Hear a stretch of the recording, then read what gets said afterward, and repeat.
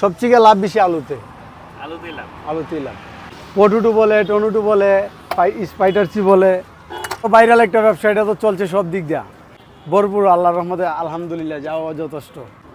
এই কেজি কিনি 30 টাকা, পিস আলু বেশি 50 টাকা, কারণ এটা এখন ভাইরাল, এটা এখন সবাই এর চাহিদা আছে। এটা 10 টাকা বেশি নেই, তাতে কোনো সমস্যা নেই, কথা এটা চাহিদা আছে। এর চেয়ে দামি মাল চিকেন বল 50 টাকা খাইতেছে না, কিন্তু আলুটা সিরিয়ালে চলে। 20 কেজি, 15 কেজি, 25 কেজি আলু বেশি। কত গ্রাম এটা তো আর বড় কথা না, বড় কথা হইলো এটার ভিতরে দেখা যায় কেজিতে 6টা 7টা হলো, 5টা কি 6টা হলো, 5টা 6টা হলো। তারপর একটা এই যে আলুর মধ্যে মশলা আছে, তেল আছে, মেনুস আছে, বেসন আছে, ভেটকাম আছে, তারপরে অনেক কিছু, তেল, গ্যাস। হচ্ছে বেসন, আলুর চপ, বেগুনি, পেঁয়াজ আছে না, এই বেসন। এরপরে বেসনটা একটু জড়বো।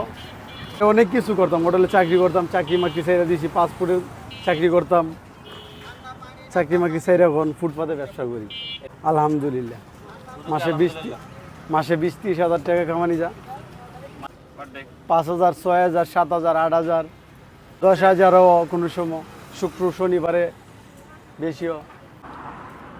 অনেক ভালো ছিল, এখন সবচেয়ে এখন আরো বেশি ভালো। আগের জীবনে একটু কষ্ট হয়েছে, কিন্তু এখন একটু ভালো করে চলতে পারতেছি, টাকা বেশি কামাইতে। আগে হোটেলে চাকরি করতাম, বেতন পাইতাম মাত্র 500, এখন নিজে ব্যবসা করি, টাকা কামাই 1,000-1,500 টাকা প্রতিদিন। দলের সামনে লেকের পার, ব্রিজের সামনে, ব্রিজের একটু সাইডে। 2টার দিক দিয়ে আসি, রাত 10টার দিকে চলে যাই। মনে করেন এই তো 6,000, 7,000, 5,000, 8,000, 10,000, শুক্রবার আরো বেশিও। এই আন্দোলনের পরে 6 মাস, আজকে কয় মাস, 6 মাস 7 মাস হলো। এক ছেলে এক মেয়ে, বিয়ে শাদী করছি। তো কষ্ট আগে দেয়া গেছে, বেতন পাইতাম 15,000, ফ্যামিলিতে মনে করেন 10,000 টাকা দিতে, নিজের একটা খরচ আছে, মোবাইল খরচ আছে, চলতে একটু কষ্ট হইতো।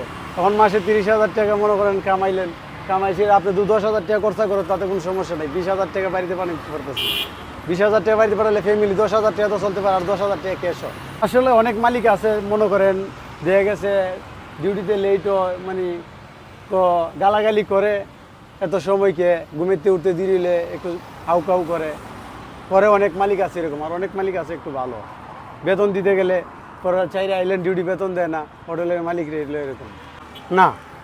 আমার লোক আছেন, আমার বাইসটা আছে, চিকেন কোনোদিনই গালি দিছি। চিকেন বল আছে, মিট বক্স আছে, পটেটো আছে, বার্গার আছে, তারপরে পাস্তা আছে। এখন আপাতত বার্গার আর পাস্তা উঠাই নেই, লুক শট, আর একজন লোক লাগে। এখন আপাতত 4 আইটেম আছে, French fry, meat box, chicken বল, পটেটো।